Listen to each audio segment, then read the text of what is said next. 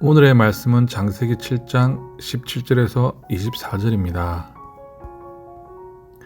홍수가 땅에 40일 동안 계속된지라 물이 많아져 방주가 땅에서 떠올랐고 물이 더 많아져 땅에 넘침에 방주가 물 위에 떠다녔으며 물이 땅에 더욱 넘침에 천하의 높은 산이 다 잠겼더니 물이 불어서 15규빗이나 오르니 산들이 잠긴지라 땅 위에 움직이는 생물이 다 죽었으니 곧 새와 가축과 들짐승과 땅에 기는 모든 것과 모든 사람이라 육지에 있어 그 코에 생명의 기운의 숨이 있는 것은 다 죽었더라. 지면의 모든 생물을 쓸어버리시니 곧 사람과 가축과 기는 것과 공중의 새까지라. 이들은 땅에 쓸어버림을 당하였으되 오직 노아와 그와 함께 방주에 있던 자들만 남았더라. 물이 150일을 땅에 넘쳤더라. 아멘.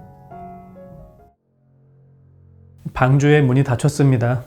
구원의 문이 닫혔습니다. 이제 들어오고 싶어도 방주에 들어올 수가 없습니다. 하나님의 은혜로 택함을 받은 노아의 가족과 하나님께서 친히 이끌어 들이신 짐승들을 제외하고는 모두 죄악으로 인한 심판을 받게 됩니다. 하나님께서 방주의 문을 직접 닫으셨기 때문에 이제 아무도 열 수가 없습니다. 이 비가 내리기 시작합니다. 40일 동안 비가 땅에 내려 그 커다란 방주가 물 위에 뜨게 됩니다. 높은 산들마저도 잠길 만큼 커다란 비였고 그로 인해 땅 위의 모든 생물은 다 죽고 말았습니다.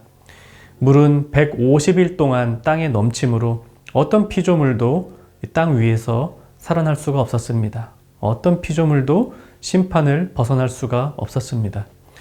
너무나 참혹하고 슬픈 심판의 모습입니다. 우리에게 분명한 건 이와 같은 심판이 반드시 이 땅 가운데 임하게 될 것이라는 사실입니다. 이 복음서에서는 주님이 다시 오셔서 세상을 심판하실 때가 이 노아의 때와 같을 것이라고 합니다.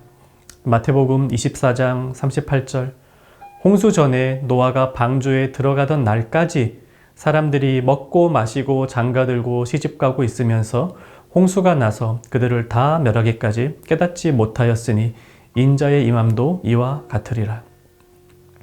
이 주변 사람들이 아무 일도 일어나지 않을 것이라 여기면서 동일한 죄악 가운데 있고 일상을 즐기고 있을 때 하나님께서는 무엇을 하셨을까요? 베드로전서 3장 20절은 이렇게 기록합니다. 그들은 전에 노아의 날 방주를 준비할 동안 하나님이 오래 참고 기다리실 때에 복종하지 아니하던 자들이라. 노아의 때 하나님은 오랜 시간 기다리시며 그들이 회개하고 방주에 들어오기를 원하셨습니다. 그러나 들어온 이는 아무도 없었습니다. 창세기 6장 3절에서 그들의 날은 120년이 되리라는 말씀을 통해 우리는 하나님께서 노아에게 홍수 심판을 경고하신 뒤 120년 동안에 회개할 수 있는 시간이 있었음을 알 수 있습니다. 그 기간 내내 노아가 방주를 지었을지 혹은 얼마간의 시간이 지나고 나서 방주 짓기를 시작했을지는 정확히 알 수 없지만 120년이라는 기간이 회개를 위한 하나님의 오래 참으심의 기간이라는 것은 분명합니다.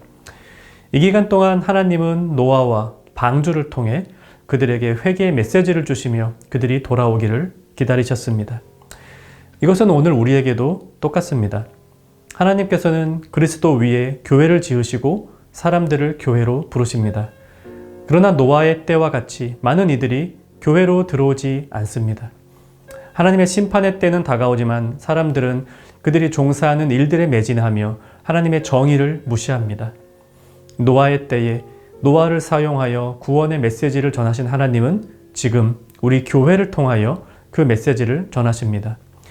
하나님께서 우리를 교회로 부르신 분명한 이유 중 한 가지는 나를 구원하신 하나님의 복음을 사람들에게 전하라는 것에 있습니다. 심판의 때가 언제일지 우리는 모릅니다. 다만 그날까지 그리스도의 복음을 전하며 사람들을 구원하는 일을 게을리해서는 안 될 것입니다.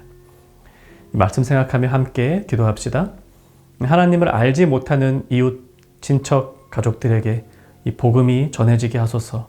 나를 그 복음 전함의 도구로 사용하여 주소서.